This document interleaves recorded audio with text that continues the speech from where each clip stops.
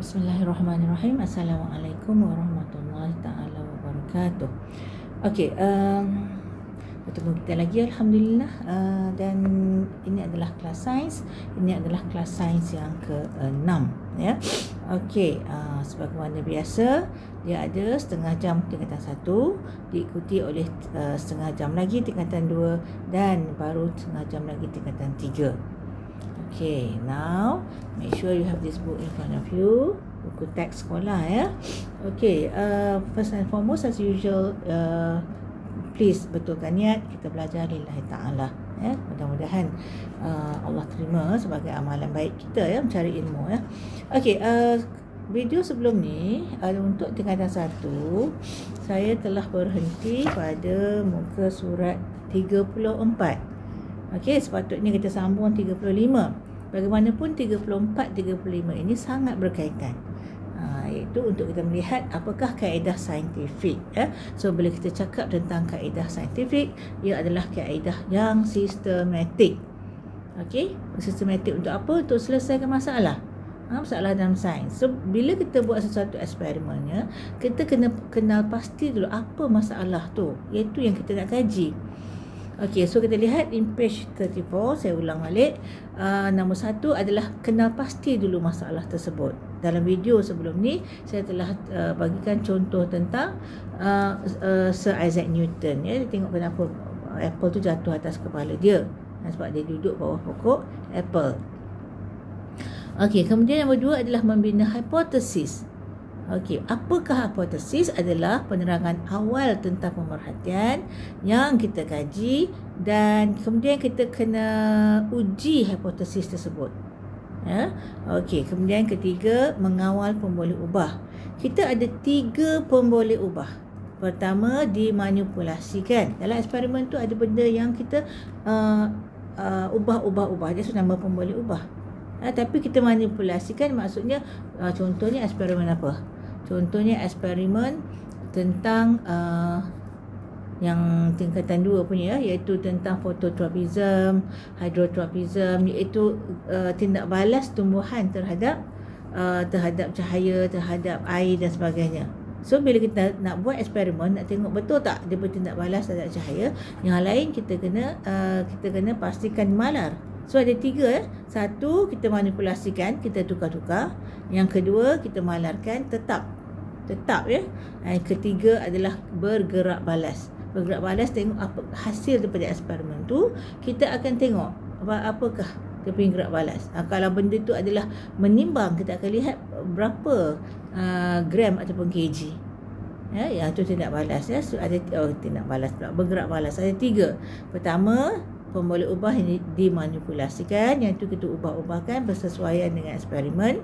Kedua, gerak balas dari hasil daripada eksperimen tersebut. Dan ketiga adalah dimalarkan, yang tu kena tetap aja kalau malar. Okey, seterusnya tak boleh main hantam kromo je. Kita kena rancang eksperimen yang kita nak buat ya, supaya eksperimen kita akan sangat sistematik. Dan yang dapati dalam merancang, kita kena pilih apakah bahan-bahan yang kita perlukan dan apakah radas ataupun biasanya alat lah untuk kita buat eksperimen ini. Seterusnya kita jalankan eksperimen untuk yang kelima. Jadi semasa menjalankan eksperimen, kita perlu mengambil langkah berjaga-jaga ya, untuk mendapatkan data yang sangat tepat. Kalau data tak tepat, nanti dia tak boleh nak bersambung-sambung teori dia ya. Tak boleh nak cipta teknologi. Dia kan sangat tepat. Okey, so satu lagi kita kena make sure langkah keselamatan ya. So make sure jangan membahayakan diri dan sebagainya, atau membahayakan kawan, ataupun menyebabkan kebakaran, letupan dan sebagainya ya. So kena jaga, make sure ikut langkah-langkah keselamatan ya. Okey, seterusnya hari ini kita sambung dalam page 35. Setelah kita buat eksperimen, daripada eksperimen tersebutlah kita akan kumpulkan data. Nombor 6 ya, kumpulkan data, dan kita kena lakukan dengan berhati-hati dan gunakan alat yang sesuai. Okey, so kita kena ambil kira ralat rawak ataupun ralat sistematik yang mungkin berlaku to make sure eksperimen kita tepat. Pastikan ukuran kita ulang sekurang-kurangnya 3 kali. Kenapa? Kita nak buat average ataupun purata supaya tepat dan jitu. Dan kita gunakan jadual untuk merekod data ya, atau data ya, kena jadual ke apa-apa yang sesuai. Okey, setelah kita buat eksperimen tadi, kita kumpulkan data. Daripada data tu, langkah yang ketujuh, kita analisis. Analisakan. Kenapa yang macam ni? Dan kemudian kita tafsirkan. Daripada analisa kita tafsirkan ya. So kita perlu sertakan, analisis perlu disertakan dengan bentuk komunikasi yang berkesan. Macam-macam cara untuk kita presentkan. Contohnya graf dan jadual. Okey, graf dan jadual akan membantu kita memahami eksperimen tersebut dengan cepat. Tengoklah tahu dah. Tak payah baca satu-satu banyak. Kalau tulis saja kadang-kadang kita tak dapat capture, tak dapat nak fahami terus ya semua. Macam contoh Rajah 1.28. Okey, so dapati ini graf ya. Graf. So kita tengok jumlah air yang diserap melawan jenis tuala itu daripada eksperimen yang daripada page 34 tu. Okey, so kemudian bila dah dapat menganalisis dan mentafsirkan data, akhirnya kita buat, bukan akhir. Kalau ikut buku ni saya kelas kan. Tapi sesudah semua tu kita kena buat kesimpulan. Kesimpulan yang mesti berdasarkan pada analisis eksperimen tadi ya. So dari situ kita lihat sama ada hipotesis kita, agakan awal kita tadi atau penjelasan tentang sesuatu masalah tu yang awal tadi adalah diterima atau ditolak ya. So sama ada betul kita punya teori asal ataupun kita punya hipotesis macam ni pada eksperimen betul ya, it can be betul, tapi kadang-kadang tengok tak sama pula dengan kita punya hipotesis. So kena tolak lah. Okey, kalau kita tolak sebab tak sama eksperimen dengan hipotesis kita, hasil eksperimen hipotesis kita kena buat hipotesis baru. Bila buat hipotesis baru, kena buat eksperimen semula. Tak boleh lagi guna yang tadi. Okey, itu yang ke-8. Yang ke-9, kita menulis laporan. So, semua kena recorded, tak boleh letakkan dalam otak sahaja. Ataupun tadi kita punya kumpul data tu dekat pieces of papers, banyak kertas tu hilang, buang tu sampah, tak tahu pun ya. So we have to kumpulkan data tadi, analisiskan dan tafsirkan, buat kesimpulan. Bila dah ada kesimpulan, dah siap semua ni, kita kena tulis pula laporan tersebut. Okey, so ketika menulis laporan, semua data dan maklumat yang penting, silap. Yang penting kita mesti sertakan. So macam mana, cuba tengok dalam nombor 9 tu. Pertama, kena letakkan pernyataan masalah. Apa masalah dia? Kemudian hipotesis, apa agakan awal awak, apa akan jadi. Okey. Kemudian tujuan diadakan eksperimen ini. Kemudian apakah pemboleh ubah? Ada 3 tadi. Pemboleh ubah yang dimanipulasikan, pemboleh ubah yang dimalarkan, pemboleh ubah yang bergerak balas. Bergerak balas tu yang result kita ambil tu. Kemudian apakah bahan dan rajas yang kita gunakan? Prosedur, caranya, macam mana nak lakukan eksperimen tersebut, dan kita kena masukkan apakah pemerhatian daripada eksperimen tersebut dan keputusannya. Dah ada yang tu, baru kita analisis dan tafsiran data. Akhir sekali mesti ada kesimpulan ya. Okey, so done with page 35. Kita masuk ke surat 36. Okey, sini dia bagi contoh tentang laporan lengkap eksperimen. Kita lihat tentang eksperimen ini. Eksperimen 1.1. Masalahnya ialah, first ialah pernyataan masalah mengenai pasti masalah. Bagaimanakah panjang bandul mempengaruhi masa satu ayunan lengkap ya. Bandul kan kita macam jam zaman dulu dia ada gerak kiri kanan ya. So panjang dia pengaruh tak, itu dia punya masalah. Okey, so nombor 2, membina hipotesis pada kenal masalah. Apakah hipotesisnya? Agakan awak penjangkaan awal awak, semakin panjang bandul, tali tu panjang, semakin panjang tempoh diambil untuk satu ayunan lengkap. Kalau pendek cepatlah kan, daripada everyday life pun nampak, tapi nak buktikan secara sistematik. Kalau panjang lambatlah dia. Itu opera hipotesis. So kita berarti tujuan adalah mengkaji hubungan antara panjang bandul dengan tempoh ayunan. So kita lihat Raja 1.29. Dia ada belah kiri kita ada kaki retort, kemudian ada kayu untuk memegang tali untuk ladung, ya, sepanjang bandul tu, dan ladung tu kat bawah sekali lah. Okey, macam mana nak kira ayunan lengkap? Cuba lihat gambar belah kanan 1.29 punya rajah tu. Kita akan dapati kalau kita kira dari A macam ni, okey, ke B, ke A balik, baru ayunan lengkap. Jangan satu je dah kira satu. Dah kira lengkap, tak lengkap. Dia kena dari sini ke sini balik. Ya. Oh, tak tinggi sangat. Dari sini ke sini ke sini. Satu ayunan lengkap. Okey, now untuk kita kawal pemboleh ubah, kita akan ada dimanipulasikan. Sebab nak tengok tentang kesan panjang tali bandul tadi, ataupun what's the word?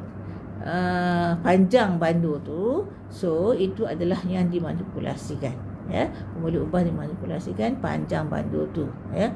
Nak buat 10 cm ke 20 cm ke, ya. Okey, apakah yang bergerak balas? Kita lihat masa untuk 10 ayunan lengkap. So that means, ya, macam ni. Satu, tinggi sangat. Okey.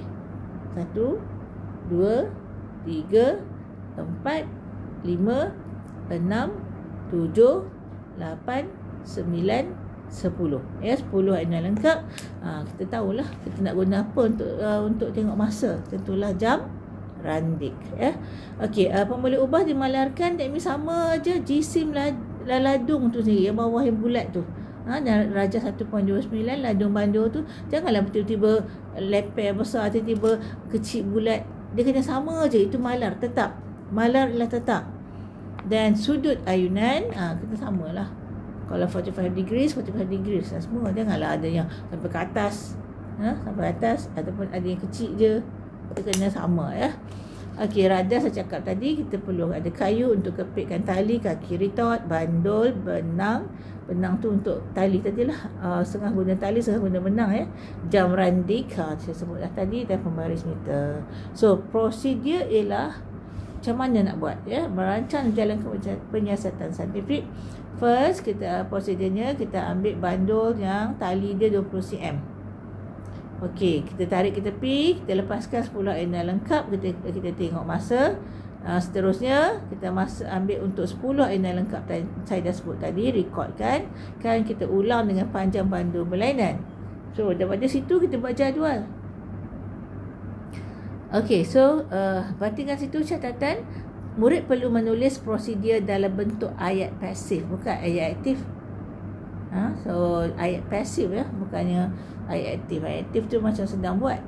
Ayat pasif adalah telah dibuat. Ya, so macam untuk contoh tadi dekat prosedur nombor 1 digunakan, bukan kata menggunakan. Nombor 2 ditarik ke tepi, bukan menarik ke tepi. Dilepaskan, bukan melepaskan, ya. Kemudian ketiga, masa diambil, bukan mengambil masa. Okey, kemudian keempat, eksperimen diulang, bukan mengulang, ya. Okey, so kita lihat keputusan. Kalau 20 cm daripada 10 ayunan lengkap tu, dia buat 3 cubaan menjadi purata 9.1. Bila 30 cm dah panjang sikit tali, 11.4 meningkat, ya. Tadi 9.1, sekarang 11.4. Untuk purata tu awak sendiri kiralah, guna kalkulator, tekan bagi 3, ya.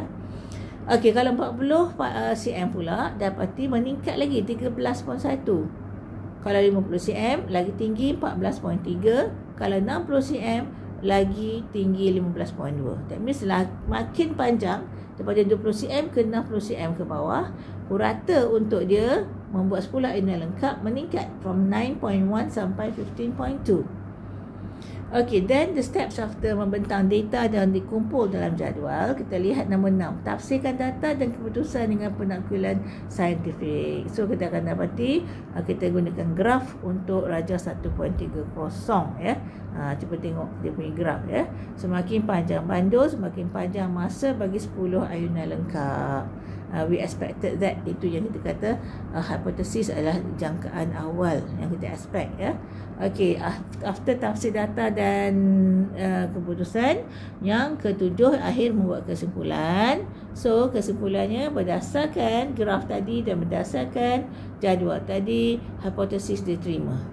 Apakah hipotesis tadi? Semakin panjang bandul, semakin panjang tempoh diambil untuk satu ayunan lengkap. Okay, so practice formative 1.6, that one you can try. Apakah inference apa semua, you can rujuk mana-mana, cuba jawab. Dah jawab, kalau tak rujuk, cuba jawab dulu. Kalau tak faham, kalau tak ingat juga, rujuk mana-mana, tulis balik. Kemudian cek sama tak dengan belakang. Okey, kemudian nyatakan pemboleh ubah yang dimanipulasi, bergerak balas dan dimalarkan semasa menjalankan eksperimen penyejatan air daripada bekas yang mempunyai luas permukaan berbeza. Kita nak tengok air tersejat tu, ya. Bekas dia beza. Ada yang kurus, sederhana and gemuk bekas tu. Katakan big measuring cylinder. Kemudian kita guna apa lagi? Test tube kecil lagi. Dan kita gunakan purimetry contohnya. Okey, apakah pemboleh ubah yang dimanipulasikan? Apakah yang bergerak balas? Apakah yang dimalarkan?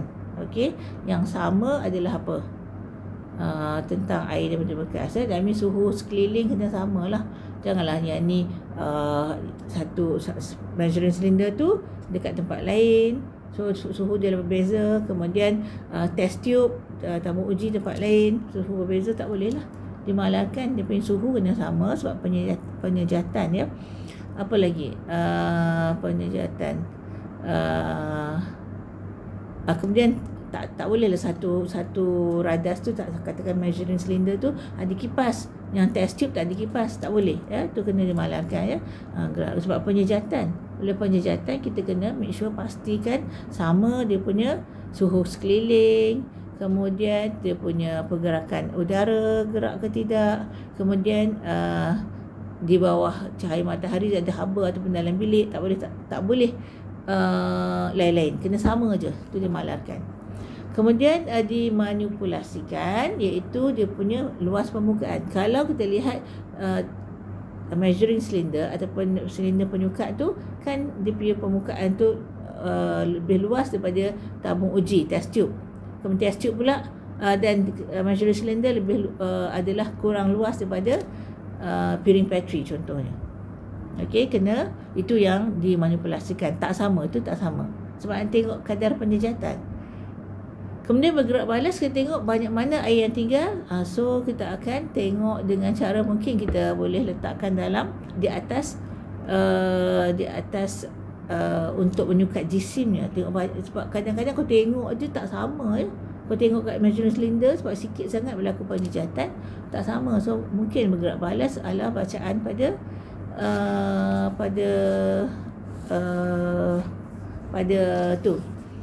dia punya jisim dia. Kita lihat jisimnya. Okey, seterusnya kita lihat 1.7, page 37 lagi. Sikap saintifik dan nilai murni dalam menjalankan penyiasatan saintifik. So, sifat orang yang saintis ni mesti ada sifat dia tertentu. Okey, dan maksudnya lebih kepada dia kena ada nilai-nilai murni semasa jalankan penyiasatan. Kalau orang tu penipu, tak sesuai lah. Okey, so kita lihat apakah sikap saintifik dan nilai murni yang perlu diamalkan oleh seorang ahli sains. Okey, first kita lihat yang kuning itu, dia kata segi kalau pelajar tersebut adalah sangat minat dalam sains, dia mesti bersikap positif. Okey, selain positif, dia bernilai murni semasa jalankan penyiasatan. Okey, so kita lihat sikap saintifik yang perlu diamalkan, yang purple belah, purple ke biru, purple ke atas. Okey, pertama, minat dan bersifat ingin tahu tentang alam sekeliling. Itu sikap saintifik yang mesti ada. Nak tahu tentang alam sekeliling, sangat minat, ya. Kemudian jujur dan tepat dalam rekod dan mengesahkan data. Setengah orang dia nak bagi cepat eksperimen siap, dia tipu-tipu ni. Dia bacaan dia 10.1 cm, dia tak 10 je. Tak boleh ya. Dan akhir sekali bertanggungjawab terhadap keselamatan diri. So, langkah-langkah keselamatan kena amalkan dan rakan serta terhadap alam sekitar. Di bawah tu contoh nilai murni lain yang perlu diamalkan semasa penyiasatan saintifik adalah kena sedar bahawa pengetahuan sains adalah merupakan satu cara untuk memahami alam. Kalau kita tengok jauh daripada kehidupan alam ni, kita nampak untuk faham alam je. But for us Muslim, I've mentioned from the first video lagi, science is a sign of Allah. Science, S-C-I-E-N-C-E, is a sign, S-I-G-N, of God ataupun of Allah. Ya. So kita dapati science adalah science is a sign adalah petanda-petanda menunjukkan bahawa wujudnya Allah, wujudnya Tuhan. Sebab semuanya tersusun indah ke alam ni, kecuali ada sikit-sikit yang memang menjadi ujian. Kita akan dapati tak akan boleh wujud yang keadaan sangat harmoni, okey, tanpa adanya Maha Pencipta. Mesti ada Maha Pencipta, menyebabkan ni buat sini jadi macam ni, buat sini jadi macam ni. Itu yang sains kaji. Okey, kedua menghargai dan mengamalkan cara hidup bersih dan sihat. Ya, so dengan sains tahu, kita belajar ada bakteria, ada virus, ada apa. So kita kena make sure kita bersih dan sihat ya. Tapi Islam memang dia galakkan bersihkan diri, ambil wuduk 5 kali sehari supaya bersih ya kita. Okey, dan kemudian bila bersih sihatlah. Sihat ya. So that's why kita dapati even the western people dulu dia macam dia macam bersyukur ya, dia selepas perang salib tu, sebab dia jumpa orang Islam yang betul-betul menjaga kebersihan diri, menyebabkan lebih sihat. Sebab dia orang dulu tak kisah pun, dia punya bas tu ataupun tempat mandi dia memang tempat public, umum, orang ramai pergi ya. Tak jaga aurat, tak apa dan sebagainya. Okey, kemudian menghargai keseimbangan dalam alam semula jadi. So Allah buat semua seimbang. That's why kita boleh hidup macam ni ya. Kalau tak seimbang, contoh tak seimbang sikit je, katakan tiba-tiba banyak sangat tigers dalam hutan tu. Okey, dia tak ada tempat tinggal, ke mana dia pergi? Makanan tak cukup, dia keluar ke bandar, dia makan lawak. Tak ada, contoh je. Allah buat elok-elok je bilangan dia dalam hutan tu ya. Okey, kemudian kita lihat berhimah tinggi dan hormat menghormati di masa buat eksperimen lah. Dan akhir sekali mensyukuri nikmat alam semula jadi kurniaan Tuhan. Nikmat, mensyukuri nikmat terbesar bagi kita orang Islam adalah iman ya. Islam tu sendiri ya. Baru yang lain-lain terlalu banyak nikmat Allah bagi. Kita belajar dalam mata sendiri pun, ya Allah, subhanallah. Kalau Allah tak bagi, tak nampak, kita buta kita. Belum lagi telinga, deri-deri telinga, hidung, mulut, kulit, semua tu ya. Dan Allah kata kalau kita saya lupa tak ingat ayat dia, tapi kalau kita bersyukur, Allah akan tambah nikmat ya. Itu janji Allah tu dalam Quran. Saya lupa ayat dia. Okey, page 38. Kita lihat seterusnya, practice formative 1.7. Atas tu tentang soalan-soalan antara 3 orang pelajar ni tentang kenapa kita perlu mengamalkan sikap saintifik dan nilai-nilai murni ya. Tak apalah, itu boleh baca je. Practice formative 1.7, you can try to do yourself. And then kita lihat gambar foto 1.29. What is this? Pusat Sains Negara. Dah pernah sampai tak? Pernah sampai tak? Ambil cuti-cuti sekolah, tak tahu nak buat apa, ajaklah parents. Kalau memang parents ambil cuti pergi Pusat Sains Negara. Okey, so cuba lihat dalam yang belah kiri dia, Malaysia tu ya. Pusat Sains Negara atau PSN dibina untuk melahirkan generasi yang berbudaya sains. There's so many interesting things there. Awak tahap menengah memang pergi, memang menarik lah. Kalau awak faham, awak belajar sains kat sekolah, awak tengok, oh ni yang belajar tu, oh jadi macam ni, oh jadi macam ni ya. Okey, murid-murid boleh mempelajari perkara baharu tentang sains apabila melawat PSN. Terdapat pameran tentang ekosistem bumi, sejarah sains dan sebagainya di situ. I remember many years ago, saya pergi tu masa tu dia buat eksperimen untuk electrostatic ya. So ada dia panggil dia sebab cuti sekolah dia ada volunteers from UM masa ya. Dia orang buat macam real life eksperimen. Dia tengok electrostatic, dia panggil seorang budak naik atas pentas ya. Budak rambut straight. So dia gunakan alat untuk charge kan, dia buatkan rambut budak tu jadi tercacak-cacak ya. Interesting, macam-macam benda sebenarnya. Tapi saya pun dah lama tak pergi sebab anak-anak saya besar. Masa anak-anak saya kecil dulu, memang saya bawa lah dia orang. Sekarang dia orang pun dah berkeluarga ya. Cucu pula yang pergi. Okey, so kita lihat muka surat 39. Okey, peta konsep. Okey, peta konsep ni pun saya rasa you can read yourself. Okey, baca je, tengok apa dia punya konsep dia ke mana, ke bawah. Okey, dan kita lihat muka surat 40, refleksikan diri. Okey, 1.1, 1.2, 1.3, kuantiti fizik semua. Okey, yang tu that means awak cuba jawab lah ya. Cuba buat sampai 1.7, sikap saintifik dan nilai murni. Then also ada practice summative 1. Cuba jawab bab 1. Okey, nanti setelah awak jawab, okey, check kat belakang betul ke tidak. Kalau tak faham juga, okey, maybe you go to school, awak tanyalah cikgu kelas awak, cikgu sains awak. Bukan cikgu kelas. Kalau cikgu kelas bukan cikgu sains, tak boleh lah. Tanyalah cikgu sains. Kebanyakan cikgu dia akan sangat suka kalau pelajar menunjukkan minat dan nak belajar, tak jumpa bertanya pada dia. Tapi jangan tanya soalan yang awak dah tahu sengaja nak test cikgu tu, tak boleh. Cikgu tu tahu niat awak. Dia bukan tahu, dia rasa. So dia boring lah. Kalau betul-betul tak faham, tak penerangan, cikgu biasanya akan suka nampak pelajar ni minat mata pelajaran dia ajar. Okey, so cuba jawab 41 and 42 from page 40.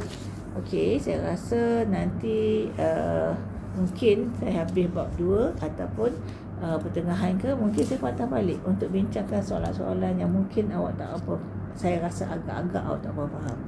Kalau lah saya boleh live masa tu, then that means awak boleh tulis lah dekat live chat tu apa yang awak tak faham, soalan mana perlu penerangan ya. Nanti saya nakkan subscribers, tapi YouTube itu dapat 1000 baru dia bagi saya buat live chat ya. Live chat pula dah buat live untuk setiap ni, bukan recording macam sekarang. So awak share lah dengan kawan-kawan awak kat kelas, kat mana, sepupu-sepupu ke apa-apa tentang free tuition ni. Saya bagi percuma je. Okey, so untuk bab kedua saya rasa saya tak mulalah lagi sebab sel sebagai unit asas hidup ya. Saya tak mula lagi. InsyaAllah kita start fresh pada kelas yang akan datang ya.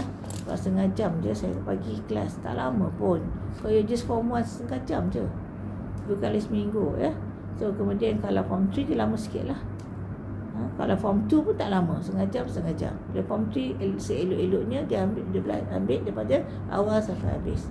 So 1,5 jam setiap kelas. Tapi kalau tak nak ambil form 3 saja dulu pun tak apa. Masa cuti ke masa lapang tengok balik form 1, form 2 faham ke tidak. Okay, so that's all for form 1 for tonight. Dia pendek sikit than usual, 28 minutes ya, tak apalah ya. Okay, insyaAllah kita start bab 2 pada kelas yang akan datang ya. Bab 2 adalah sel, struktur, fungsi dan organisasi ya, organisasi. Okay, so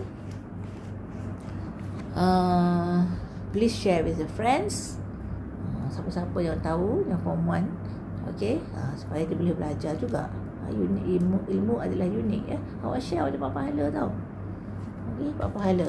Setiap orang yang belajar dan mendapat manfaat, dia akan dapat, saya dapat pahala, awak dapat pahala sebab awak share, insyaAllah ya. So once kita sampai 1000 subscribers, saya akan cuba betul-betul buat, ambil masanya saya telah tentukan tu buat live. So mudah-mudahan banyak manfaat. So make sure Pesanan macam biasa, first adalah make sure jaga solat. Dengan itu akan insya-Allah terjaga kita punya akhlak, kemudian taat ibu bapa, dan sayangi ibu bapa lah, of course, ya, hormati guru-guru, orang-orang lebih tua, sayangi lebih muda, ya.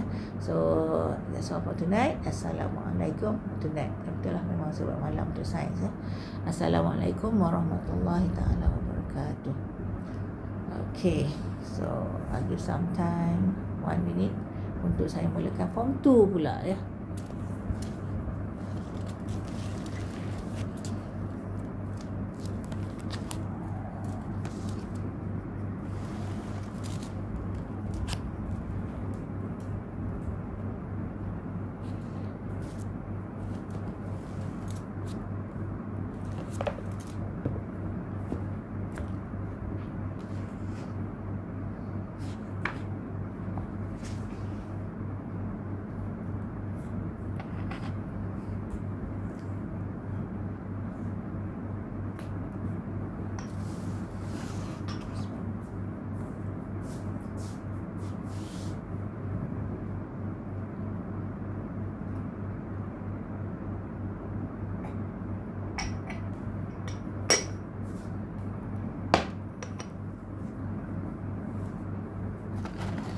Okay, now it's form 2 time. Assalamualaikum warahmatullahi taala wabarakatuh. Okay, so make sure you have this book in front of you. Sebab kalau tak ada, bila saya cakap muka surat berapa orang tak sure pun, ya.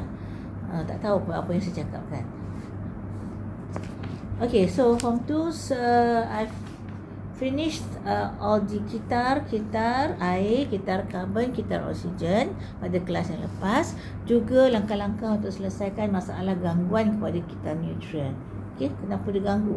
Oleh tangan manusia sendiri, ya. Kita yang manusia kebanyakan yang tamak, yang mengganggu keseimbangan alam, ya. Okay, so today kita sambung dalam muka surat 28. Kita masuk 2.3. Saling bersandaran dan interaksi antara organisma dan antara organisma dengan persekitaran. Okey, saya dah buat sedikit pada kelas yang lepas.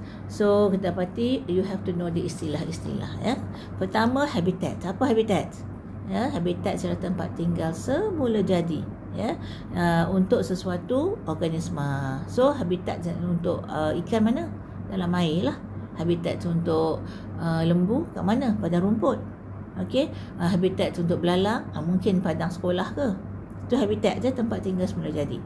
Kedua, spesies. Ini saya dah terangkan, sekumpulan organisma, maksudnya benda hidup tu, organisma adalah ciri-cirinya serupa, dia hampir sama rupa dia, tapi taklah exactly the same. Kalau kembar pun ada beza. Ni tentang dia hampir sama. Hampir sama. Dan satu lagi tipe syarat, boleh saling membiak. Bila dia kahwin dapat anak, itu adalah spesies. Kalau rupa dia hampir sama tapi dia tak boleh kahwin, tak boleh dapat anak, itu bukan sama spesies. Spesies ialah hampir serupa rupanya dan kemudian dia boleh menghasilkan anak, sama-sama, ya. So macam saya kata, macam anjing dengan kucing, rupa dia ada iras, kan, dengan wolf, serigala, macam ada iras, ya. Tapi kucing dia ada kucing dengan anjing, dengan wolf, semua tu adalah keluarga, family of cats. Tapi kalau dia boleh menghasilkan anak ialah kucing dengan kucing lah. Beza kan, contohnya kucing Parsi, kucing Siam, kucing kampung, kucing kurap kat luar-luar tu, contohnya, itu adalah spesies, ya. Then ni saya tak masuk lagi dalam video sebelum ni. Populasi dan community. Kita lihat dulu populasi. Kalau saya tanya awak, berapakah populasi rakyat Malaysia? Bagi yang tahu, bagi yang tak cakna ataupun tak ambil tahu, that's bad, you have to know. Sekarang ni adalah 32 juta. 32 juta. Apa yang awak kira populasi? Saya kata populasi rakyat Malaysia. Awak kira manusia je lah. Awak tak kira tiger ke, kucing ke, harimau ke kucing ke anjing tu tak masuk. Bila kita kata populasi rakyat Malaysia, awak kira semua manusia di Malaysia, tak kira lah bangsa apa, Melayu ke, Cina ke, India ke, Iban ke, Kadazan ke, kita kira sekali sebab dia manusia. Itu populasi. Jadi kita lihat istilah di sini, populasi ialah sekumpulan organisma yang sama spesies. Manusia sama spesies dan semua, tak kira lah Melayu ke, Hindu ke, Cina ke, duduk di habitat yang sama. So tadi saya kata populasi rakyat Malaysia, habitat kita kat Malaysia je lah kita kira. Janganlah kira kat Singapura, dekat Thailand, dekat mana lagi, dekat Jepun tu tak termasuk walaupun dia manusia. Sebab habitat dia lain, tempat tinggal semula jadi dia lain, negara lain, ya. Itu populasi. Okey, kadang-kadang pelajar confuse dengan community. So apa pula community? Apa pula community? Adalah dalam satu tempat tu ada banyak-banyak populasi. Populasi tadi adalah organisma yang sama, dekat sama spesies, dekat habitat yang sama. Tadi populasi, before kita go into community betul-betul, populasi tadi sekumpulan organisma sama spesies dah faham kan sebelum ni, dan habitat dia sama. Okey, bila community pula ada banyak populasi. Okey, that means community lagi besar. Ada banyak populasi dalam tu yang berbeza, tak sama ya. Yang hidup bersama-sama dalam satu habitat juga, dan saling berinteraksi antara satu sama lain. Let's say saya kata padang sekolah. Okey, apakah populasi yang ada kat padang sekolah? Kita ada populasi rumput, kita ada populasi cacing dalam tanah tu, kita ada populasi belalang, kita ada populasi semut, kita ada populasi siput. Dah 5 situ yang saya terfikir. Okey, let's say kolam. Dalam kolam, populasi apa ada? Populasi ikan, populasi udang kecil-kecil, populasi rumput air, populasi siput sometimes. Okey, so banyak populasi dalam community. Okey, so kita lihat nombor 5, ekosistem pula. Kalau kita lihat spesies, populasi, community adalah organisma tentang haiwan, habitat tadi tempat tinggal. Ekosistem ni kita ada banyak community pula bersama-sama dalam satu habitat, berinteraksi antara satu sama lain, tapi dengan benda yang tak hidup. Kalau spesies, populasi dengan community semua benda hidup. Bila ekosistem tak hidup, apa yang tak hidup? Okey, udara. Macam contoh tadi, community apa? Community belalang di padang sekolah. Okey, dia kena ada interaksi pula dengan udara. Belalang tu mati, dia kena perlukan oksigen. Okey, bukan sahaja udara, air pun dalam kolam kan. Kalau tadi saya bagi community kolam, ada udang, ada ikan, adalah lain-lain dia, rumput air dan sebagainya. So kita akan dapati itu adalah dia punya yang tak hidup adalah air sendiri. Okey, kemudian satu lagi tanah. Kebanyakan organisma perlukan tanah. Ikan dia tak perlukan tanah, udang tak perlu, sotong tak perlu. Tapi yang duduk atas darat memang perlukan tanah. Cacing jadikan tanah sebagai tempat tinggal dia. Semut pun dapati masuk dalam tanah juga. Tapi dia boleh hidup je. Kalau awak masuk bawah tanah, apa jadi? Mati kita ya. Kita perlukan banyak udara sebab saiz kita lebih besar banding dengan semut yang kecil. Okey, Rajah 2.7, cuba lihat ekosistem kolam. Apa yang ada kat situ? Kita akan dapati dia punya ekosistem kolam. Kita ada air, udara dengan tanah. Tanah kat dasar kolam lah. Kemudian apakah komuniti yang terdapat dalam tu? Ada beberapa populasi. Ada populasi berudu, populasi lava, populasi ikan, populasi siput, populasi rumput, ada populasi keladi bunting, ada populasi pepatung. Itu okey, itu yang saya nampak. Takut saya miss, saya pun tak pasti. Okey, itu adalah istilah-istilah yang orang mesti tahu. First, habitat tadi, tempat tinggal. Kemudian spesies, sama rupa dan boleh saling membiak. Populasi ialah yang sama spesies tinggal sama tempat. Kalau community ada banyak populasi dalam tu. Ekosistem termasuk yang tak hidup. So in page 29, keseimbangan ekosistem adalah tajuk. So sepatutnya kat alam ni Allah buat semua seimbang, kecuali Allah nak uji lah seimbang ya. So kita lihat, saya bacakan dulu. Organisma dalam suatu ekosistem saling bersandaran antara satu sama lain. Apa maksud saling bersandaran? Need each other, perlukan satu sama lain untuk terus hidup. Tak boleh ada seorang-seorang ya. Kalau katakan awak seorang manusia, tak boleh ada seorang-seorang dalam gua. Awak perlukan manusia lain untuk farmers, untuk tanam padi, untuk tanam sayuran. Awak perlukan banyak-banyak lagi lain. Awak kena hidup dalam masyarakat ya, dalam community. Community ni kalau bahasa biasa dia macam masyarakat lah, macam-macam dalam tu kan. Okey, so saling bersandaran antara satu sama lain untuk memastikan kemandirian spesies, supaya dia terus wujud, dia tak pupus, dia boleh melalui kehidupan dia walaupun terancam, dia sama-sama menghadapi semua tu. Okey, organisma ini juga saling bersandaran dengan komponen-komponen bukan hidup, which is ekosistem tadi ya, air, cahaya, udara, tanah. Tadi disebut air, udara, tanah. Cahaya pun juga terutamanya untuk tumbuhan, untuk dia buat fotosintesis. Okey, so kita lihat paragraf yang kedua, saling bersandaran, that means needing each other. Okey, yang wujud antara organisma dengan persekitaran secara semula jadi ini menghasilkan ekosistem yang, cuba tengok buku, dikalakan bahagian tu yang seimbang. Okey, dia sesuai rantai makanan tu, seratan makanan, so menyebabkan semua yang seimbang.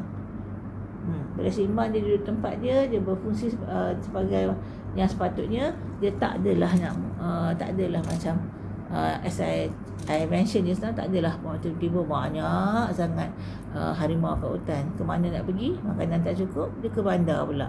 Tak. Dia tak nak hidup macam tu. Dia prefer hidup dalam hutan. Okey, gajah pun sama macam tu contohnya. Tapi sometimes ada juga yang kita kata dia ganggu manusia. Contohnya, tiba-tiba ada ular tedung belakang rumah. Sebab apa?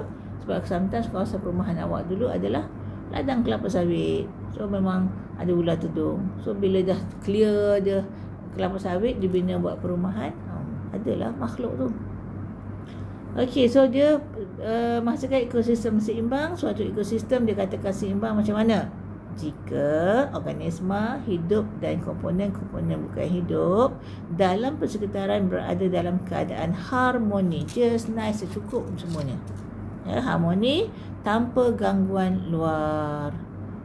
Okey, so katakan satu hutan tu elok je semua hidup, binatang-binatang dalam tu, tapi manusia ganggu pula, dia tebang semua hutan, sian haiwan-haiwan tu. Langsung dia tak ada habitat ya, dia terpaksa lari tempat lain. Okey, bayangkan keadaan ekosistem hutan juga pokok-pokok ditebang semua. So, dia punya contoh bersama yang saya sebut tadi. Adakah ekosistem itu masih seimbang? Tentulah tidak ya. Activity 2.3, you can just read yourself. Kita lihat bahagian bawah gambar foto 2.2. Contoh ekosistem buatan manusia. Sebagai kurungan dan akuarium. Sebab yang boleh jadi dalam tasik, dalam sungai, dalam kolam, dalam laut. Tapi kadang-kadang kita suka tengok ikan tu, kita pun beli bekas, kita letak ikan-ikan dalam tu menjadi akuarium. Dia juga adalah ekosistem. Tapi sebab dia kecil je, kita tak cukup pula udara, kita memasukkan yang bubbles tu untuk oksigen, kan? Okey, so dalam belah kiri ni dikata kebanyakan ekosistem semula jadi adalah seimbang jika tiada gangguan luar. Adakah ekosistem buatan manusia seperti akuarium juga seimbang? Seimbang tak? Asal-asal tak seimbang lah. Dia kena masukkan yang benda bulat tu, dia keluar bubbles tu, supaya ikan tak mati. Dia mati ikan tu. Okey, dia suruh fikir je lah, apakah yang bercetusan minda tu, apakah ekosistem buatan manusia yang lain ya? Ekosistem buatan zoo tu buatan lah tu. Patutnya duduklah hutan, duduklah dekat bandar. Kadang-kadang tengok si camel tu moyok aje. Sebab apa? Sebab cuaca sebenar dia adalah gurun yang kering dan panas. Kat Malaysia ni lembap pula kan. Kelebihan dia ialah dia senang, makanan tak payah cari sendiri. Tapi kelemahannya dia terkurung, ya. Okey, dalam page 30, muka surat 30, anda telah mempelajari bahawa organisma saling bersandaran. That means they need each other, ya, antara satu sama lain dan juga dengan komponen-komponen bukan hidup. Itu apa tadi? Udara, air, tanah dan cahaya, ya, untuk pertumbuhan cahaya. Untuk mewujudkan ekosistem yang seimbang. Apakah kesan komponen-komponen bukan hidup ini terhadap taburan haiwan dan tumbuhan, ya? Okey. Macam mana taburan haiwan dan tumbuhan? Ya, komponen-komponen bukan hidup. Saya mention satu je.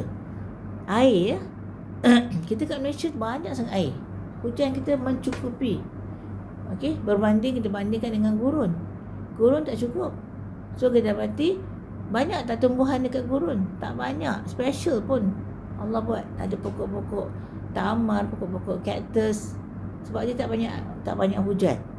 Tapi kalau kat Malaysia, kita tengok macam-macam jenis tumbuhan sebab banyak hujan. Itu air yang bukan hidup, ya. Tapi kalau you realize, even kat Saudi sekarang ni, dalam hadis dah kata dah, akhir zaman nanti dia akan hijau, ya. It's so scary. Video-video yang menunjukkan dah makin hijau, dah kawasan-kawasan gurun dulu, ya. Very scary. Sebab kita memang dah di akhir zaman sebenarnya. Okey, eksperimen 2.1, tujuan mengkaji pengaruh suhu, cahaya dan kelembapan terhadap taburan organisma. Okey, dia ada berapa bahagian? Kita ada A, B, C, ada 3 bahagian, ya. Pertama, nak kaji tentang kesan suhu terhadap taburan organisma. Suhu dia means panas ke sejuk, ya. So kita baca suhu kita ni sesuai untuk banyak organisma, ya. Banyak flora fauna kat Malaysia ni. Pergi dekat gurun, sikit je, dia polar bear, dia serigala je, tak banyak. Manusia pun tak banyak. Okey, kalau pergi kat gurun pun tak banyak, kan? Ada cactus, ada camel, kemudian ada yang reptilia banyak atas tanah, dog lah, apalah. Okey, sekarang ni ada pernyataan masalah dia. Apakah kesan suhu terhadap taburan kutu kayu? Kutu kayu, ya. Hipotesisnya kutu kayu. Ini hipotesis agakkan awal, nanti kena buktikan. Lebih banyak berkumpul di tempat yang bersuhu sederhana. Dia suka sederhana, tak suka ekstrim. Panas sangat tak suka, sejuk sangat tak suka. Okey, kita lihat pun boleh ubah, ada 3. Pertama, yang dimalarkan, tetap je. That means kutu kayu, ambil 10 ekor lah. Janganlah yang satu bekas ni 10 ekor, ni 5 ekor, yang sana 20 ekor. Yang tetap supaya kita boleh bandingkan, ya. Kemudian cahaya kena sama, kelembapan kena sama. Tak boleh lah ni dekat bawah sink yang lembap, ini dekat mana, dekat luar panas, tak boleh, ya. Boleh ubah dimanipulasikan. Kita tukar-tukarkan suhu. Kita akan lihat rajah 2.8 nanti, ya. Okey, suhu tu kena berbeza-beza. Kemudian boleh ubah bergerak balas, that means hasil pada eksperimen tu di mana taburan kutu kayu tersebut. Okey, suhu bilik dia nak 26 hingga 30. Lain tu kutu kayu, air panas dan air. Okey, radas tak apa, baca sendiri. Okey, prosedur dia mula-mula tuangkan 20 ml air panas dalam ruang P. Lihat rajah 2.8, belah kiri itu P. Dia letakkan air panas 50 darjah Celsius. Dan 20 ml pula pada suhu bilik, ya, 26 hingga 30 tu dalam belah Q, belah kanan. Okey, kita dapati kita ada acuan kasar dawai, kemudian penutup piring patri, kita ada kutu kayu, ya. Belah kiri dia, belah P adalah panas 50 darjah Celsius, belah Q dia adalah lebih sejuk 26 hingga 30 darjah Celsius, itu adalah airnya, ya. Okay, so tak apalah, dia punya prosedur you can do it yourself. Tentang kasar dawai tu, tentang letakkan, dan akhir sekali dalam prosedur rekodkan bilangan kutu kayu yang terdapat dalam setiap ruang. So kesimpulannya, adakah hipotesis diterima? Berikan alasan anda, ya. Okay, kemudian kedua adalah kesan cahaya terhadap taburan organisma. Okay, masalahnya adakah kesan cahaya terhadap taburan kutu kayu? Hipotesisnya kutu kayu lebih banyak berkumpul tempat yang gelap. Dia suka tempat gelap. Kita buat eksperimen, betul ke suka tempat gelap kutu kayu ni? So pertama yang dimalarkan sekarang ni bukannya suhu dah. Malarkan tadi lah kita malarkan apa? Tadi kita malarkan cahaya dan kelembapan bilangan kutu kayu. Sekarang ni bilangan kutu kayu kena malar lagi, tapi suhu dan kelembapan pula yang kita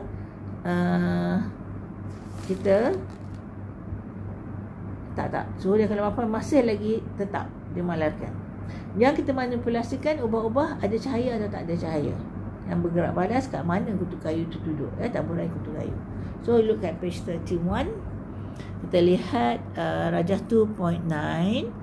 Okey, dua-dua air bawah ruang dalam piring petri yang piring petri pula. Dia dalam bekas tu. Digunakan apa tu? Acuan ya. Kasedawan dan piring petri dengan pembahagi. Okey. So dua-duanya air dia antara 26 hingga 30. So kalau 30 lah. Kalau 26 atau 27 pun, tapi janganlah tukar-tukar sebab itu kena dimalarkan. Kemudian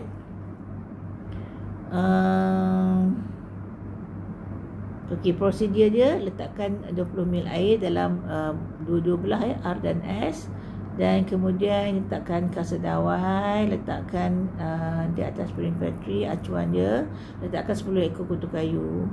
Kita tutup sebelah dengan kain hitam supaya itu adalah yang dimanipulasikan. Kalau yang bawah kain hitam tu gelap lah, tak ada cahaya. Okey, biarkan radas tempat yang terdedah dalam makmal selama 5 minit. Kita rekodkan kutu kayu terdapat dalam setiap ruang. So adakah hipotesis diterima? Apa hipotesis tadi? Kutu kayu suka tempat gelap kan? Kita tengoklah eksperimen ni, ya ke tidak. Okey. C, kesan kelembapan terhadap taburan organisma. Jadi A, B, C ni dia punya boleh ubah tu yang berbeza-beza. Ya, sebab kutu kayu sama je 10 ekor. Okey, so kita dapati kenapa dia boleh ubah tu yang dimanipulasikan tu terutama. Nampak tak? Kalau A tadi yang dimanipulasikan adalah suhu. Tengok kutu kayu dia suka panas ke sejuk ke. Untuk B yang dimanipulasikan cahaya. Kutu kayu ni suka cahaya ke tidak. Yang C lembab ke tidak. Dia kutu kayu ni suka lembab ke kering. Masalahnya apakah kesan kelembapan terhadap taburan kutu kayu? Hipotesisnya kutu kayu lebih banyak berkumpul di tempat yang macam mana? Dia suka tempat lembab kan? Yang kita jangkakan sebab pada pengalaman hidup kita. So kita buatlah eksperimen sama macam tadi, cuma yang dimanipulasikan kelembapan pula. Dan bergerak balas tentulah taburan kutu kayu. Tapi make sure dimalarkan yang tetap bilangan kutu kayu, suhu bilik dan cahaya.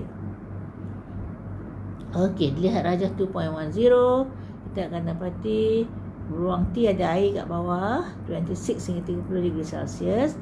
Belah kanan kalsium klorida kontang. Okey, apa fungsi kalsium klorida kontang? KKK. Apa fungsi dia? Dalam tu ada tak?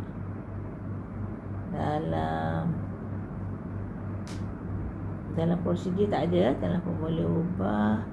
Dalam radas cuma dia kata kalsium klorida kontang dan jamrandik. Itu buat salah satu bahan diperlukan. Tak disebut apakah fungsi kalsium klorida kontang. Apa kerja dia duduk kat situ? Kenapa letak dia? Okey, write down. Kalsium klorida kontang adalah menyerap uap air. Kalsium klorida kontang adalah untuk menyerap uap air. Bila dia serap uap air, ruang T ni lembab tak? Ruang T lembab sebab ada air. Ruang U kering lah sebab uap air yang ada telah diserap oleh kalsium klorida kontang. Okay, so then selepas awak buat eksperimen tu, tengok kat mana akhirnya kutu kayu berkumpul. So kesimpulannya, adakah hipotesis diterima? Terima ke tidak? Berikan alasan anda. So ya ke tak? Pastinya insya-Allah ya, sebab dia suka tempat lembab. Okay, so done with page 31. Kita lihat page 32. Okey, page 32, kepentingan penyesuaian hidupan terhadap alam sekitar. Siapa yang buat dia macam tu? Siapa yang cipta tu? Allah yang mencipta. Ya, supaya sesuai dia duduk tempat tu. Ya. So kita baca, kita tengok ya.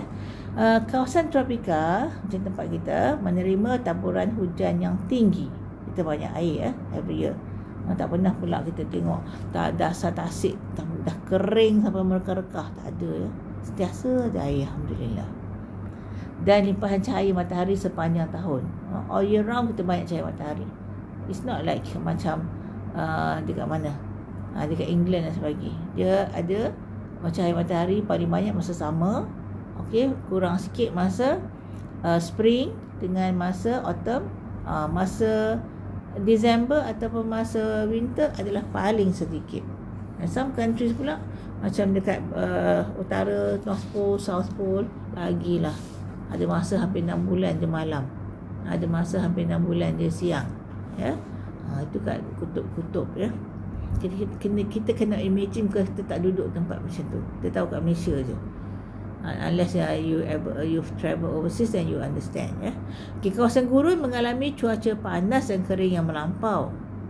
Yang gurun ni kalau you go to nak buat umrah ke apa ke ya, kan tahulah macam mana kawasan gurun. Panas dan kering. Bukan yang biasa panas dan kering, melampau. Kawasan tundra pula mengalami musim sejuk yang panjang, musim panas yang singkat. Tundra ada banyak musim sejuk. Okey, bagaimanakah hidupan menyesuaikan diri terhadap iklim di habitat seni di kawasan tropika, gurun dan tundra? So if you look at gambar foto 2.3, lihat tropika, ini macam kita biasa tengok kat pantai-pantai kat Malaysia ya. Dia ada penyesuaian dia dalam penciptaannya ya. Okey, kemudian gambar gurun, ada cactus tu. Okey, kalau animals dia saya nak bagi contohnya adalah camel ataupun unta. Ada apa kat belakang unta yang tu, yang bongo tu? Ada apa dalam tu? Banyak student kata ada air. It's not tepat, tak tepat ya. Dia adalah ada fats ataupun lemak. Bila lemak tu Allah buat dia boleh tukar daripada kali lemak menjadi air dan makanan semasa dia travel, dia bawa angkut manusia ke apa ke di padang pasir. So dia akan gunakan lemak tu menjadikan air dan makanan.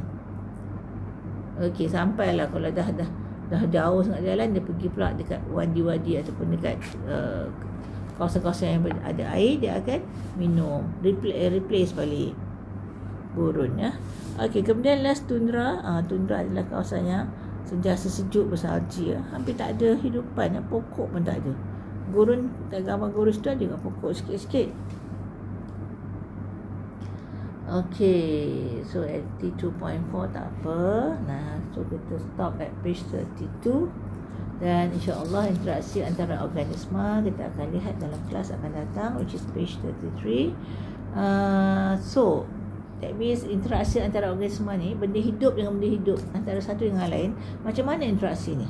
Kita akan ada 3 di sini, iaitu simbiosis. Nanti kita akan lihat simbiosis ada 3 pula, mangsa-pemangsa dan persaingan ya. So simbiosis ni kita ada mutualism, from the word mutual, sama-sama, commensalism dan parasitism. Commensalism ni adalah kita dapati satu untung satu biasa. Mutualism ni dua-dua untung. Commensalism satu untung satu biasa. Parasitism ni parasite ni adalah satu rugi satu untung. Okay, don't ever be a parasite, menyusahkan orang lain ya. Okay, kemudian kita lihat 3 interaksi ni, kita akan lihat lebih detail pada kelas akan datang. So untuk form 2, that's all for tonight. Okay, that's all for tonight. So make sure jaga solat, okay, and then also insyaAllah menjaga menjauhkan daripada maksiat ya. Juga berusaha untuk mempunyai akhlak yang baik dan taat ibu bapa, hormati guru-guru dan orang lebih tua, sayangi yang lebih muda ya. Okay, so you have to work hard all the time untuk berjaya. There's no success tanpa usaha ya. Kalau dapat juga sukses tanpa usaha, selalu tak long lasting, tak tahan lama. Okey, satu lagi saya nak suggest, please share dengan kawan-kawan video ni dan minta dia orang subscribe. Kalau subscribe saya boleh live ya. InsyaAllah boleh live senang sikit saya nak tengok through live chat tu. Kalau ada yang tiba-tiba tanya tak faham suruh ulang ke, saya boleh lah buat ya. Okay, so that's all for tonight. Assalamualaikum. Take care. May Allah bless all of you. Okay, insyaAllah pada form 3. So tepat sejam dah habis saya buat form 3 pula.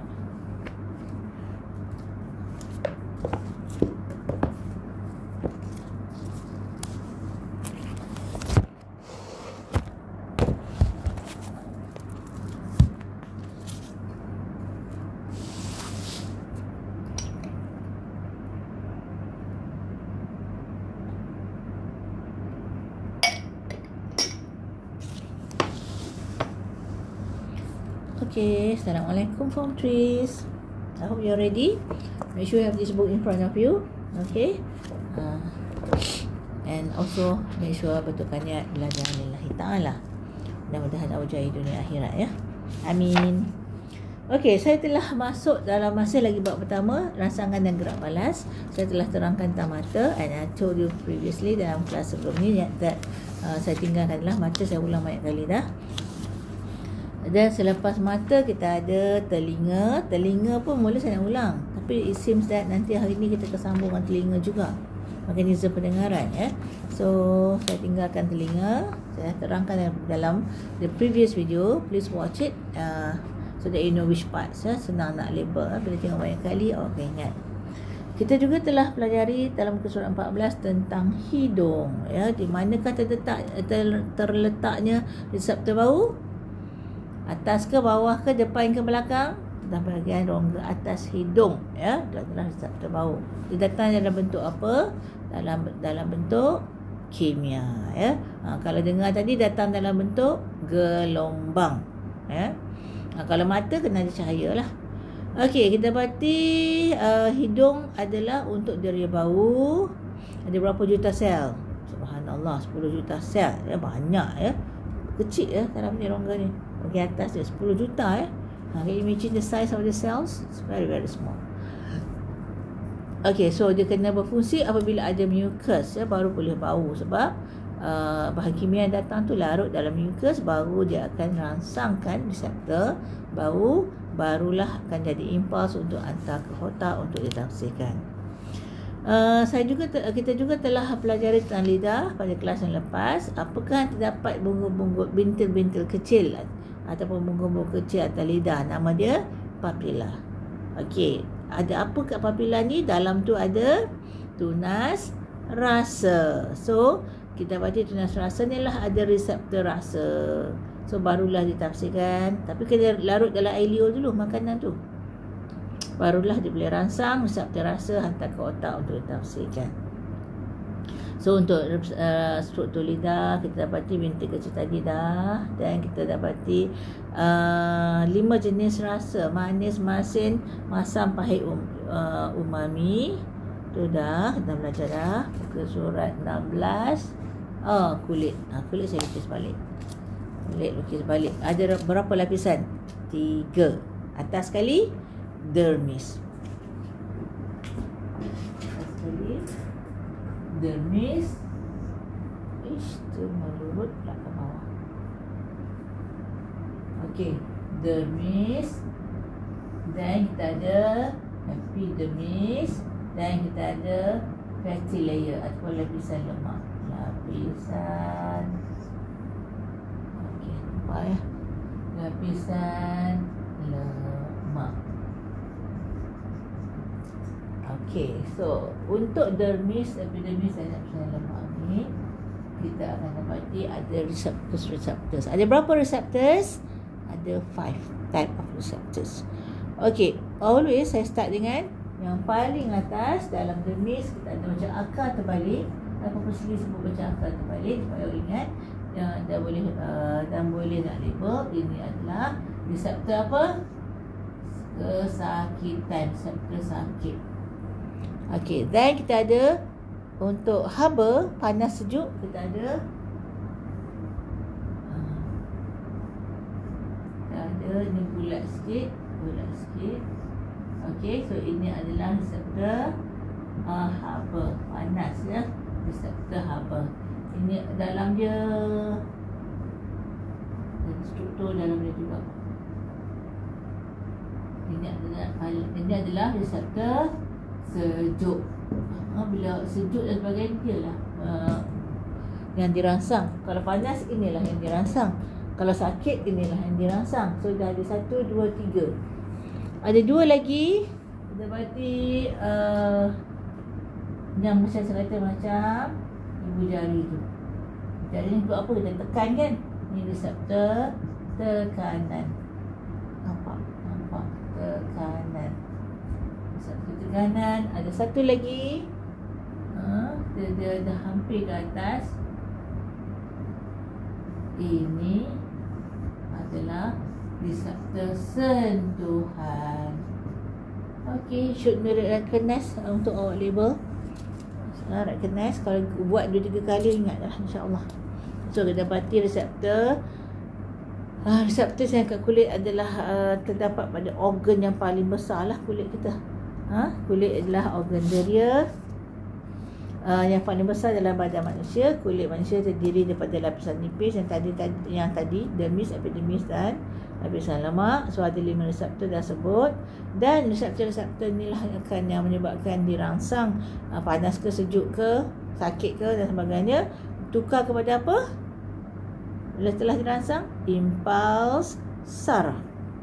Bila dah tukar impuls saraf, dia hantar ke mana? Ke otak. Untuk apa? Untuk ditafsirkan. Okey, dan kita sambung page 17 today. That's why saya tak ulang balik telinga, sebab ada lagi page 17 tentang telinga. Dia kata bagaimanakah kita mendengar. Sebenarnya saya dah terangkan pada awak. Okey, cuping telinga tengok tu. Yang biru tu apa? Arrow biru. Itu adalah gelombang bunyi. Dia masuk dalam salur telinga, gelombang bunyi. Kemudian dia gegarkan yang warna biru tu. Apa biru? Gendang telinga. Lepas gendang telinga ada 3 tulang kecil, nama dia ossicle. Okey, lepas ossicle kita ada, untuk sambung ossicle ke cochlea, kita ada jendela bujur. Okey, ni laluan bunyi ya. Yang biru tu saja. Daripada jendela bujur barulah masuk dalam cochlea, dan cochlea lah yang menukarkan pada impuls saraf, lalu dekat saraf auditory sampai ke otak untuk ditafsirkan. So yang biru tu adalah arah aliran bunyi. Kita lihat seterusnya dalam di bawah gambar rajah struktur dalam telinga tersebut. Kita lihat kiri sekali, kotak pertama tulis sumber bunyi. Ke mana dia pergi? Masuk dalam cuping telinga. Dia terangkan pula yang kuning kat bawah dia, cuping telinga, kotak kuning ya. Cuping telinga menerima dan mengumpulkan gelombang bunyi. Dia terima, dia kumpul dulu, baru lepas cuping telinga pergi ke salur telinga. So apa jadi kat salur telinga? Salur telinga pula salurkan gelombang bunyi ke gegendang telinga. Okey, so that means tadi cuping telinga, salur telinga adalah telinga luar. Ya kan, menyebabkan bila menyalurkan gelombang bunyi selepas salur telinga tadi, dia akan sampai pada gegendang telinga, menyebabkan gegendang telinga pun bergetar. Okey, so dah sampai ke gegendang telinga, kita akan dapati berlaku getaran sampai tulang ossicle paling kanan tu, okey, kepada jendela bujur dan cochlea. Tiga-tiga ni dia macam berkaitan, sebab ketiga-tiga ni tulang ossicle, jendela bujur, baru cochlea. Getaran ini diperkuatkan oleh apa tadi? Lepas gegendang, tulang ossicle. Lepas ossicles hantar ke cochlea. Tapi before sampai cochlea, kena lalu dulu apa? Jendela bujur. You have to know the structure so that you know what after what. Okey, sudah pasti apa jadi kat cochlea? Dalam kotak kuning kat bawah, sel saraf dalam cochlea menukarkan getaran bunyi kepada impuls saraf. Kalau dalam telinga soalan dia, di manakah impuls saraf ditukar, di manakah pertukaran gelombang bunyi, getaran bunyi kepada impuls saraf? You should answer cochlea. Okey, bila dah dibentuk impuls saraf, dia hantar ke saraf auditory, otak dan bunyi tafsirkan. Kita lihat di kotak kuning bawah dia, Impuls saraf kemudian dihantar melalui saraf auditori ke mana? Ke otak untuk ditafsirkan sebagai bunyi. So, that means korang peka tu, that means salah satu.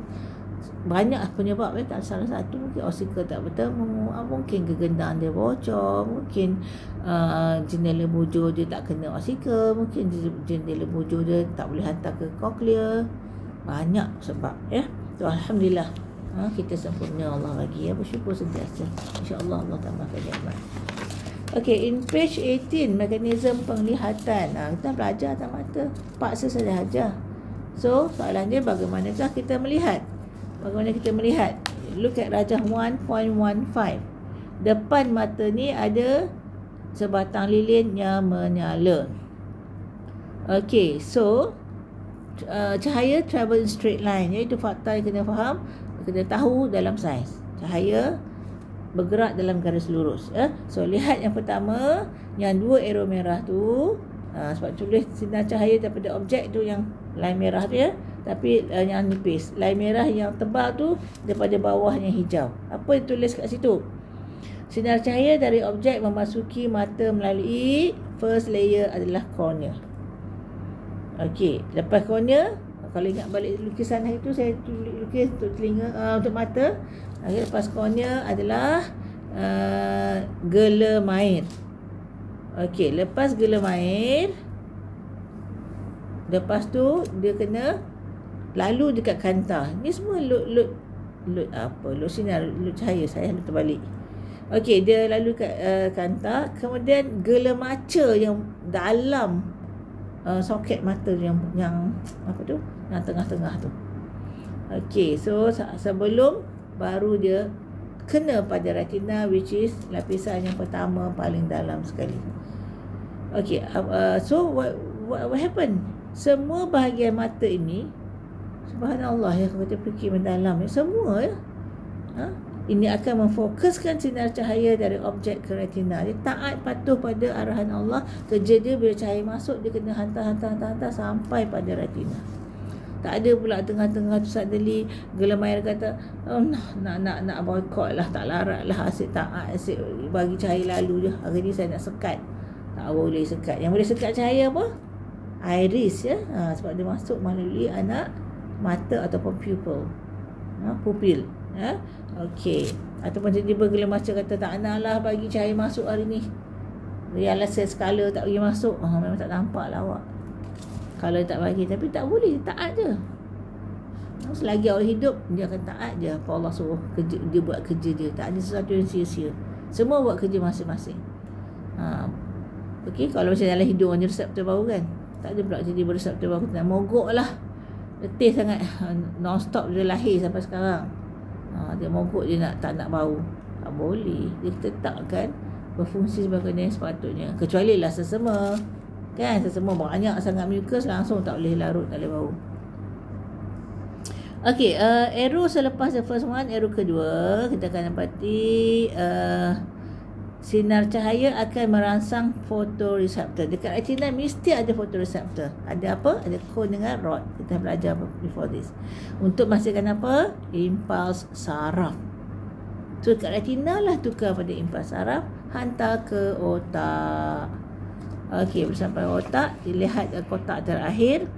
Otak akan mentafsirkan impuls saraf tersebut. Itu memang fungsi otak Allah buat, subhanallah ya. That's why yang otak tu tak berfungsi, dah boleh di brain dead. Okey, otak mati. Dia kena berfungsi selagi kita hidup ya. Imej yang kecil dan dalam keadaan terbalik pada retina akan kelihatan tegak. Okey, cuba tengok gambar tu elok-elok. Yang di luar, di depan gelemair tu, lilin tu besar ke kecil? Besar kan? Dalam mata tu kecil. So that is how we see. Walaupun cakap-cakap saya diri jauh, dia nampak KLCC daripada atas sampai bawah. Adakah saiz KLCC dalam mata saya sama? Kalau sama macam cocok lah. Tak, dalam mata saya kecil je. Kat luar tu yang besar. Tapi otak saya kita ni, otak saya ni Allah bagi, otak awak pun boleh tafsir. Dia tu tinggi ke rendah ke, subhanallah. And you thought that is kemampuan awak sendiri. No, itu Allah bagi, pinjam je. Pinjam. Kalau tarik balik, Tak nampak lah mata tu sendiri. Ada orang yang kadang-kadang elok je lahir ada mata dua-dua. Tiba-tiba besar tak macam mana dia main ke apa ke. Tercocok dengan pensel ke. Ataupun apa-apa penyakit menyebabkan tak nampak, buta. Ya. Barulah tahu apa nikmatnya ada mata. Itu mata je. Banyak Allah bagi pinjam. Hidung, mulut, telinga, kulit, jantung, semua-semua tu Allah bagi pinjam. Nyawa tu sendiri pun. Nyawa kita ya. Okay, so that means objek di luar besar dalam mata kita kecil. Tapi kalau dia duduk dekat sangat, tak nampaklah semua, nampak sebahagian lah. Ada had-hadnya pula, limit dia. Nampak ya. So let's see page 19. Kepekaan kulit pada bahagian badan yang berlainan terhadap rangsangan. Okay, kalau injection kat mana biasa? Tangan, ya, lengan ni ataupun buntut. Sebab apa? Sebab pain receptor ataupun reseptor kesakitan tak banyak sangat. Ya. Okey, kemudian kita akan dapati contohnya bila buat susu adik ya. Kalau ada adik ya, buat susu adik, takut juga terpanas kan, takut sakit melecur mulut adik yang very very soft and gentle tu. Tak kat belakang ni sebab dia reseptor haba dia banyak, boleh rasa panas dan sejuk. Setengah orang dia ambil cucuk isap terus sikit, rasa panas ke sejuk. Tak sedap lah pula ke susu adik kan. Okey, so letak kat belakang tangan. Okey, kemudian kalau orang buta, macam mana dia baca? Macam awak ke tengok dan baca? Tak ya, dia pegang tangan dia ni, dia rasa bintil-bintil tu.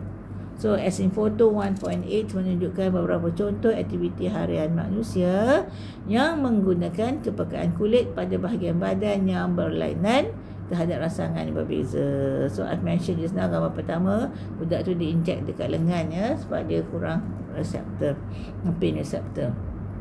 Susu tadi belakang tangan. Yang kanan tu adalah orang buta baca braille. Okey,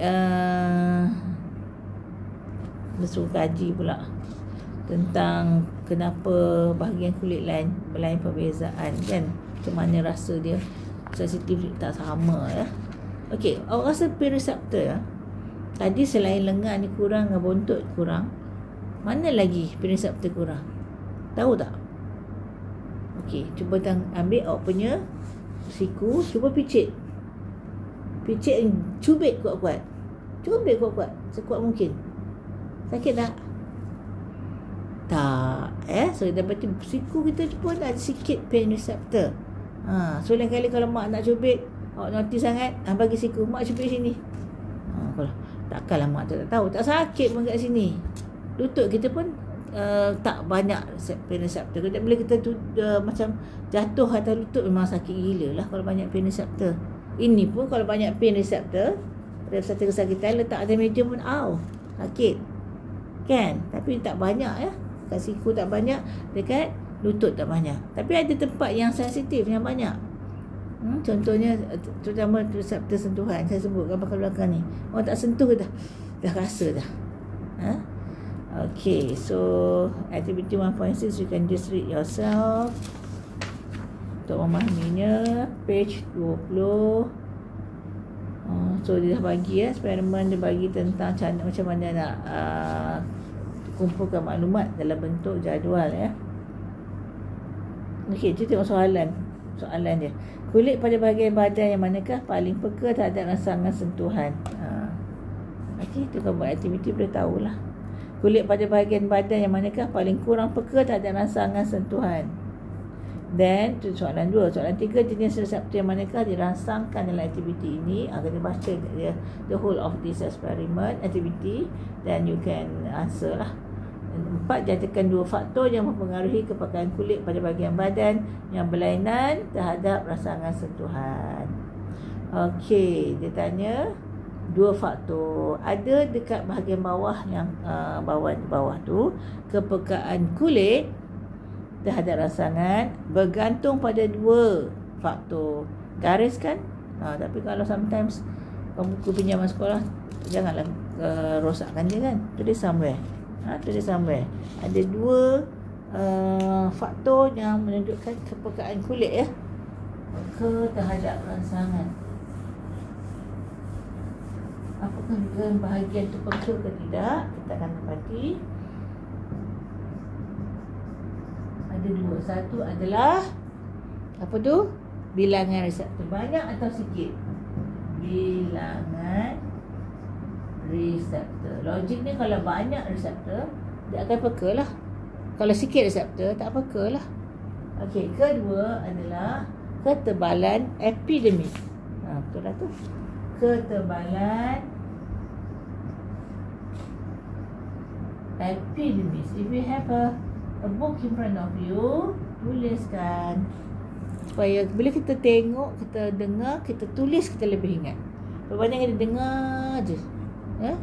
Okey, so dua faktor apa tadi? Bilangan reseptor dan ketebalan epidermis kulit. Epidermis. Okey, so contohnya hujung jari sangat peka terhadap sentuhan. Itu sebab orang buta membaca dengan menggunakan hujung jari, braille. Yang bintik-bintik tadi, gambar tadi. Okey, terdapat bilangan reseptor sentuhan yang banyak dan epidermis yang nipis. Banyak reseptor sentuhan dekat hujung jari ni. First, dan dia nipis je. Lidah, hidung dan bibir juga sangat peka terhadap sentuhan, ya. Lidah, bibir dan hidung. Kemudian siku, tapak tangan. Saya sebut tadi siku, tapak tangan pun juga sebab dia tebal, ya.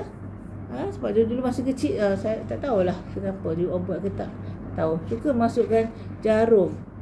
Ya, masuk dia boleh melekat. Dekat tapak tangan tapi tak darah pun, tak sakit pun sebab dia tebal. Tapak tangan dan kaki, belakang badan pula kurang peka terhadap sentuhan. Lutut pun saya sebut tadi kan, belakang pun. Kalau belakang banyak sangat apa tu? Reseptor kesakitan, nak baring tak boleh, baring dia sakit. So dapati belakang tak banyak sangat. Okey, dan that's why we going to see kepekaan lidah terhadap rangsangan rasa yang berbeza. So kita dapati, kita dah pelajari sebelum ni pun, mungkin seorang dah belajar juga tentang lain parts lain kat lidah kita ni, lain yang dia betul-betul rasa. Depan manis, masin, kiri kanan, masam, kiri kanan, belakang, dan pahit tengah-tengah, ya. Okey, lidah boleh mengesan 5 jenis rasa. Manis, kat mana tu? Kat depan. Kalau tengok rajah 1.18 adalah A. Rajah 1.18 adalah A. Masam kat mana? Dekat C, ya. Kemudian masin dekat B. Kemudian E adalah pahit, D adalah umami, ya. Setiap rasa dikesan oleh reseptor yang berbeza. Lain rasa, lain reseptor. Okey, mari kita kaji kawasan lidah yang mengesan rasa yang berbeza dalam aktiviti 1.7. Okey, menunjukkan kepekaan lidah terhadap rangsangan bahan radas arahan. Okay, I won't go into detail lah. I think you can read yourself. Soalan dia, satu, kita buat tengok soalan terus, ya. Mengapakah pasangan anda perlu berkumur setiap kali hendak menguji rasa larutan yang lain? Tanda yang tercemar dengan rasa lain, ya. Dua, kawasan lidah yang manakah dapat mengenal pasti semua rasa larutan, ya. Kawasan D lah. Tiga, kawasan lidah yang manakah paling peka terhadap rasa? Okey, bergantung pada rasa apa, jelaskan pemerhatian anda.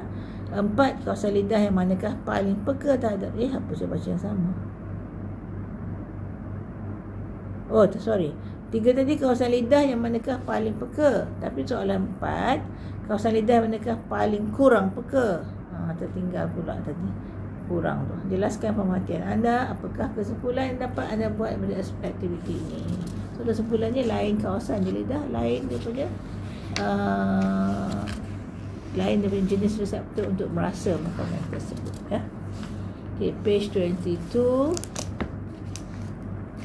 Kawasan berbeza pada lidah tentu lebih peka terhadap rasa tertentu. Lihat rajah 1.19 di sebelah kanan. Kawasan berbeza pada lidah lebih peka terhadap rasa tertentu. Sama pula dengan tajuk dia. Okey, dia dah bagi, ya, petunjuk tu. Saya start dengan manis depan yang pink tu. Pink gelap, ya. Okey, lepas manis, yang kuning tu ialah masin. Lepas masin, yang hijau tu adalah masam. Kemudian belakang sekali pahit dan tengah-tengah umami. Okey, cuba lihat. Semua kawasan pada lidah adalah peka terhadap kelima-lima rasa. That means semua tu peka. Bukan kata nak rasa manis kita tak kat sini je, kat depan je. Tak. Lain tu peka, cuma sini paling sensitif. Lebih peka, lebih sensitif terhadap kelima-lima rasa. Akan tetapi kawasan yang berbeza pada lidah mempunyai kepekatan yang berlainan terhadap rasa tertentu. Lain-lain ya. Contohnya kawasan hadapan lidah lebih peka kepada rasa manis.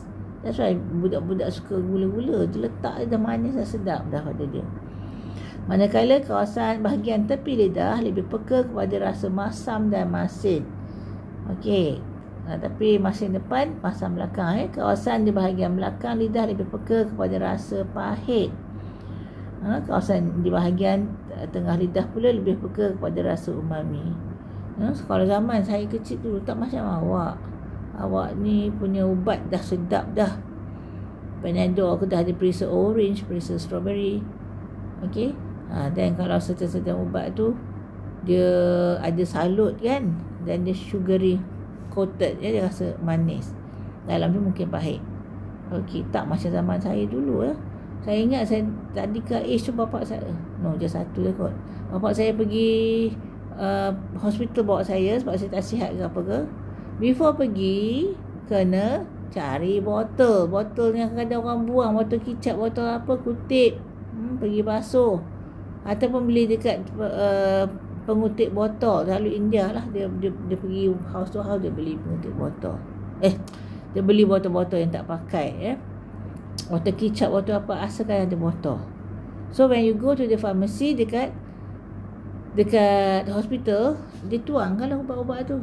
Dan ubat-ubat tu zaman dulu tak macam zaman awak yang ada perisa-perisa. Tak sedap gila. Pahit sangat-sangat. Bila nak minum terpaksa tekuk hidung, minum ubat. Terus bilas dengan air biasa. Banyak ke air manis ke. Sampai saya ingat sampai arwah bapak saya dulu, arwah mak saya lah, kata tak sedap ni ubat ni, rasa macam kencing kuda. Kalau mak saya kata itu, bapak saya akan gelak lah. Pernah rasa ke kencing kuda? Dia tanya balik kan. This expression to show that it's very very tak sedap, pahit. So kena pula kat belakang lidah. Lagilah. Sekarang ni zaman awak bersyukurlah, everything so easy, sedap dan sebagainya. Ubat pun boleh makan ya. Jangan sangat tak suka ubat sebab rasa dia tak sedap. Okey, dan kita lihat 1.19 dah. Cabaran minda. Okey, dewasa ini terdapat berus gigi dan dilengkapkan dengan pembersih lidah. Yang terbelakang tu kan gambar tu. Okay, adakah penggunaan pembersih lidah ini akan mengurangkan kepekaan lidah? Yes or no? Of course not. Lidah siapa nak? Lidah tak peka, tak rasa makanan, tak sedap pula kan? Okey, kombinasi antara deria rasa dengan deria bau. Remember I told you ENT, ear, nose and throat. Tiga tu berkaitan. So bau ke atas, rasa kat sini. Okey, perhatikan gambar foto 1.10. Dapatkah budak itu menikmati kelezatan ayam goreng tersebut? Sebab apa dia tutup hidung? Tadi saya ikat makan ubat tutup hidung kan. Adakah deria bau memainkan peranan semasa seseorang merasa makanan? The answer is yes. That's why kalau sesama, sedap tak makan? Tak selera sebab tak ada bau. Kalau deria bau telah penuh dengan mucus, banyak sangat, banjir sampai tak boleh larut. So aktiviti 1.8 ni dia suruh mengkaji hubung kait antara deria rasa dengan deria bau pula. So you can read yourself jugalah. Dia bagi kode banyak perisa anggur, orange, mangga, strawberry. Kalau macam ni selalu eksperimen best kan. Gemuk lah pula asyik minum, makan dan sebagainya. Okey, dan suruh jalankan aktiviti. Kita lihat soalan-soalannya teruslah. Page 23 bahagian bawah, di bawah jadual. Dalam keadaan yang manakah pasangan anda lebih mudah mengenal pasti perisa minuman cordial? Dengan hidung dipicit atau tidak dipicit? Logik saja. Tentulah tidak dipicit. Nantikan satu inference berdasarkan jawapan anda. So inference macam kenapa? Jawab. So, apa sebabnya? Okey, 3. Mengapakah mata pasangan anda perlu ditutup dalam aktiviti ini? Sebab mata pun mainkan peranan. Sometimes nampak benda tu macam sedap aja. Kat gerai ke kat mana ke, dia beli tak sedap pun. So mata yang kena peranan. Sometimes nampak macam tak sedap aja nasi goreng tu, makan-makan sedap pula. Okey, so 4, mengapakah makanan yang panas lazimnya berasa lebih enak? Think about that. Kenapa? Sebab bila panas dia dalam bentuk uap yang ataupun chemicals, kimia yang boleh meruap cepat. So bila dia macam tu, dia boleh merangsang cepatlah apa yang reseptor kat lidah, kemudian reseptor bau, menyebabkan lebih sedap. Kajian kes apalah ni, you read yourself that one. Okay, so time's up. Saya pun rasa penat sangat. Nanti kita lihat page 24 the next class. Okay, so